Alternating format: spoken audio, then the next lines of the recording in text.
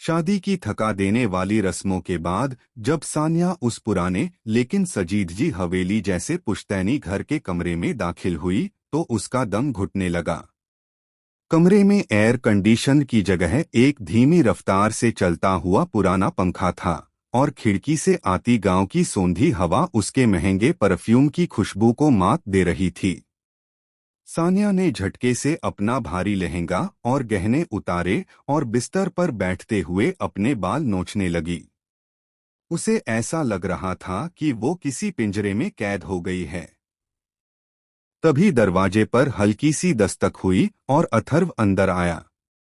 उसके हाथ में एक गिलास पानी था।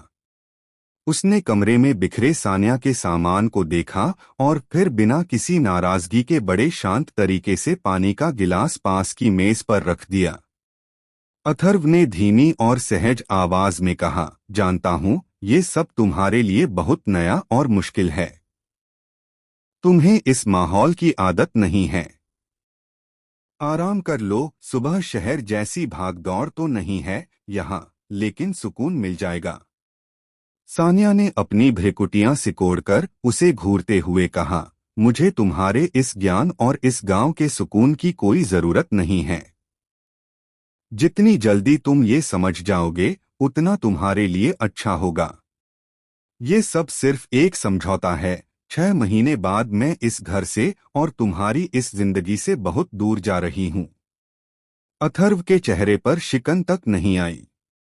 उसने बस एक हल्की सी मुस्कान के साथ सान्या को देखा और बिना कुछ कहे कमरे से बाहर जाने लगा। दरवाजे पर पहुंचकर उसने मुड़कर कहा, रिश्ते कागजों या समझौतों से नहीं, दिल से चलते हैं सान्या। बाकी तुम्हारी मर्जी, जो ठीक लगे वो करना। अथर्व के जाने के बाद सान्या और ज्यादा झुंझला गई। उसने सोचा था कि वो उस पर चीखेगा, बहस करेगा या अपना रौब दिखाएगा, लेकिन अथर्व की इस बेपरवाह शांति ने सान्या की रातों की नींद उड़ा दी थी।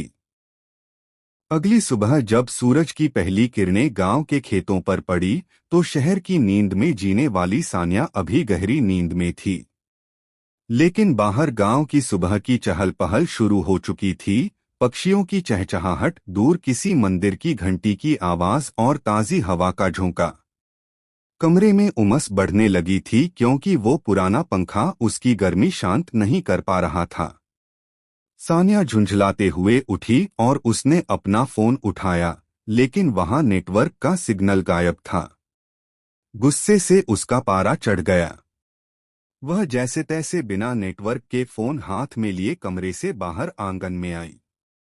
आंगन में भावना सान्या को देखते ही मुस्कुराई और एक गिलास ताजा ठंडी छाछ आगे बढ़ाते हुए बोली, अरे बहू, तुम जाग गईं। लो ये पियो, शहर जैसी थकावट चुटकियों में दूर हो जाएगी। सान्या ने छाछ के गिलास को ऐसे देखा जैसे कोई दुश्मन हो। उसने तानते हुए कहा, मुझे ये सब नहीं चाहिए, और मेरा फोन यहाँ काम क्यों नहीं कर रहा है? नेटवर्क कहाँ है? भावना ने बड़े प्यार से समझाया, बेटा, इस तरफ टावर थोड़ा कमजोर है, गांव के उस पीपल वाले चौराहे तक जाओगी तब शायद सिग्नल मिल जाएगा। सान्या ने पैर पटकते हुए कहा, हद है। यहाँ रहना मतलब किसी सजा से कम नहीं है। तभी अथर्व वहां आया। उसने खेतों से लौटने के बाद अपने हाथ पैर धोए थे और उसके कंधे पर एक गमछा टंगा हुआ था। उसने सान्या को परेशान देखा तो हल्के से मुस्कुराते हुए बोला, अगर शहर से बात करनी है या कोई जरूरी काम है तो ट्रैक्टर की चाबी ले लो। चौराहे तक छोड़ देता हूँ, नेटवर्क भी मिल जाएगा और थोड़ा गांव का नजारा भी देख लोगी। सान्या ने अथर्व को ऊपर से नीचे तक घूरा और गुस्से में छाछ का गिलास वहीं छोड़कर अपने कमरे की तरफ लौट गई, मन ही मन बड़बड़ाते हुए कि इस आदमी को जरा भी शर्म नहीं है कि वो उसकी इस हालत का मजाक उड़ा रहा है। लेकिन उसके सीने में कहीं न कहीं ये बात खटक रही थी कि अथर्व उसकी हर झल्लाहट को इतनी आसानी से कैसे बर्दाश्त कर लेता है। दोपहर ढलते ढलते गर्मी और बोरियत से सान्या का गुस्सा 7वें आसमान पर पहुंच चुका था। उसे समझ नहीं आ रहा था कि इस वीरान जगह पर वो एक पल भी कैसे काटेगी। उसने तय किया कि अब और चुपचाप नहीं बैठा जा सकता, इसलिए उसने अपना फोन उठाया और नेटवर्क की तलाश में बुदबुदाते हुए घर से बाहर निकल पड़ी। गांव की कच्ची धूल भरी सड़कों पर चलते हुए उसके डिजाइनर शूज खराब हो रहे थे, जिसे देखकर उसका खून खौल रहा था। वो गुस्से में बड़बड़ाती जा रही थी कि कैसे उसके पिता ने उसे इस नरक में धकेल दिया है। चलते चलते वह गांव के उस बड़े पीपल वाले चौराहे पर पहुंची जिसके बारे में भावना ने बताया था। जैसे ही उसने फोन पर सिग्नल देखा, स्क्रीन पर धड़ाधड़ मिस्ड कॉल्स और मैसेजेस की लाइन लग गई। उसने तुरंत अपनी दोस्त को कॉल मिलाया और अपनी भड़ास निकालने लगी, यार, यहाँ की जिंदगी किसी टॉर्चर से कम नहीं है। नेटवर्क तक नहीं आता, हर तरफ धूल और कीचड़ है। बस किसी तरह 6 महीने बीत जाएं, मैं इस जगह को हमेशा के लिए अलविदा कह दूंगी। दूसरी तरफ से दोस्त की आवाज आई, अरे यार, थोड़ा तो एडजस्ट कर। वैसे वो तेरा किसान पति कैसा है? कोई सीन क्रिएट किया उसने? सानिया ने चिढ़ते हुए कहा, अरे मत पूछ। वो ऐसा अजीब इंसान है कि गुस्से में चिल्लाने की बजाय बस शांत रहकर मुस्कुराता रहता है। समझ नहीं आता कि वो बेवकूफ है या बहुत शातिर। सानिया फोन पर बपड़बड़ कर ही रही थी कि अचानक उसके पीछे से एक शांत और गहरी आवाज गूंजी, दूसरों की कमियां ढूंढने से बेहतर है इंसान पहले खुद को उस माहौल में ढालने की कोशिश करे।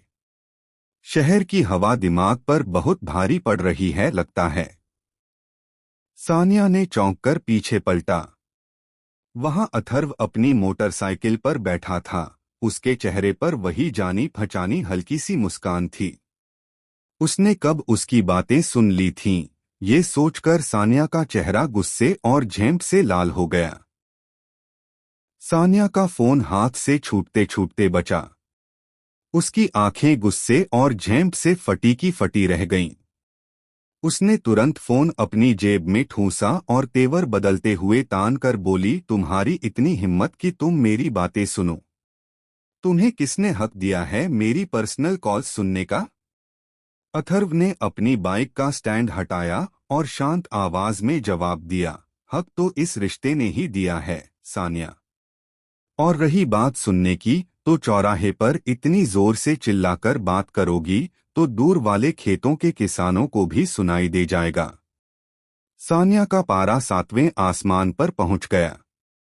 उसने पैर पटकते हुए कहा, बकवास बंद करो अपनी, और सुनो, मुझे तुम्हारी ये ज्ञान भरी बातें सुनने में कोई दिलचस्पी नहीं है। मैं यहाँ अपनी मर्जी से नहीं आई हूँ और न ही तुम्हारे साथ इस फर्जी शादी को कोई लंबा खींचने वाली हूँ। बेहतर होगा कि तुम अपने रास्ते रहो और मैं अपने। अथर्व ने उसकी तरफ देखा। उसकी आंखों में गुस्सा नहीं बल्कि एक अजीब सी गहराई थी। उसने अपनी बाइक सानिया के ठीक सामने लाकर रोकी और धीमे स्वर में कहा, रास्ते तो अब एक ही हैं सानिया, चाहकर भी अलग नहीं कर पाओगी। धूप तेज है, धूप में पैदल चलोगी तो पैर जल जाएंगे, बैठो बाइक पर, घर छोड़ देता हूँ। सानिया ने घृणा से बाइक की तरफ देखा और अकड़कर बोली, मैं इस खटारा गाड़ी पर एक कदम भी नहीं रखूंगी। मैं पैदल चली जाऊंगी, लेकिन तुम्हारे साथ इस पर नहीं बैठूंगी। अथर्व ने कंधा उचकाया और बिना किसी बहस के अपनी बाइक आगे बढ़ा दी। उसने मुड़कर पीछे भी नहीं देखा।